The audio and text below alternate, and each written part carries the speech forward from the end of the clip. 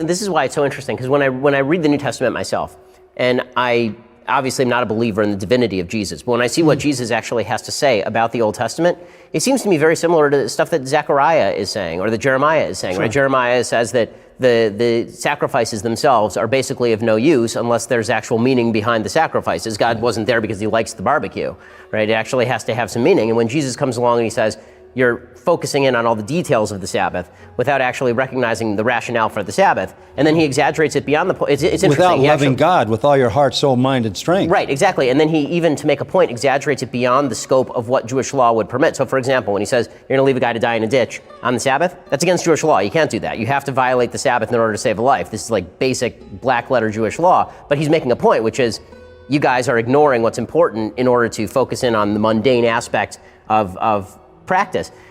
Like that's not unique to Jesus. In other words, there's a long prophetic tradition of people saying exactly that, and in the modern Jewish world, it's called Musar. It's basically just telling people what they should understand about the values beyond the black letter law. And this is why I think it's fascinating to me when I talk with people who are real biblical scholars from the Christian side, that all the I won't say all, a lot of the areas where Christian scholars think that Christianity has departed dramatically from Judaism, I think are not really dramatic departures. They seem to be reflections of Judaism from a slightly different angle. Even so far as a lot of the stuff in the Sermon on the Mount about, love, when it says that you're supposed to love thy brother as thyself, and you're supposed to treat your brother as you would wish to be treated, and all of this. I mean, that's present in the Old Testament too. No, I think what Jesus did in the Sermon on the Mount was elevate the teaching of the rabbis. Elevate it. He went above them. He said, well, you've been told you shouldn't commit adultery. I'm telling you, if you look at a woman to lust after her, you've committed adultery in your heart.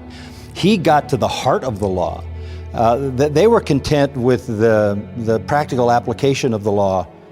He was not content with that. So I would say that Jesus was the purest Jew that ever lived because he understood the elevation of the law to the heart and the soul.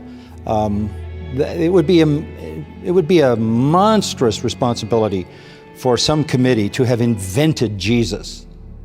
When you hear even the people in his time saying, never a man spoke like this man, that he is a person that doesn't seem to have been a product of human invention. And you could say, well, Jesus is a good teacher, but good teachers don't claim to be God. They don't say, I and God are one. They don't say, I created the universe. That's not a good teacher. That's somebody who's crazy, is a lunatic, or somebody who's trying to pull off a huge deception. So you cannot come to Jesus and just patronize him as a noble, good Jewish teacher, because he crossed a line. He crossed a severe line, and the Jews saw that. Either he's the Messiah or he is a blasphemer, and he needs to be put to death. And those are really the choices you have. So when you ask me to show the variation between Judaism and Christianity, morally, no, there's none.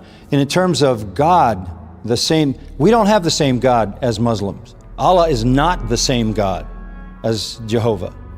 We don't have the same gods as any other false religion, but we have the same God as Jews and Christians. He is the one true creator God, the one true living God. He has a aseity. That is, he is eternal by his own nature. He is uncreated, the uncreated one. We believe he is more than one person in one God. That's why Genesis says, let us make man in our own image. And relationship comes from a God who has relationship within himself. But the distinction between Christianity and Judaism is what we do with Jesus Christ. The writer of Hebrews says, if a sacrifice had been enough to atone for sin, they would have stopped making them. But they never stopped. Morning and evening, morning and evening, morning and evening, morning and evening. Basically a priest was a butcher. He had blood up to his waist. Right? I mean, he was a butcher. He had blood up to his waist. And the frustration of it, even on Yom Kippur, the Day of Atonement, all the bloodletting, and year after year after year after year, this goes on, this goes on, this goes on. You have this most amazing thing. You come to the death of Jesus Christ, and at the death of Christ, the veil in the temple is rent from top to bottom. The Holy of Holies is thrown open. Wow, that's a statement from God, because it couldn't have been ripped by men from the top down. the way to God is open. There's no more barriers because a suitable sacrifice has been found. This is the Lamb of God. And amazingly, soon after that, the whole sacrificial system ends. Because that's the final sacrifice. And God validates that sacrifice by raising him from the dead. The resurrection is a provable historical fact. So I think that's the issue. It's what do you do with Jesus?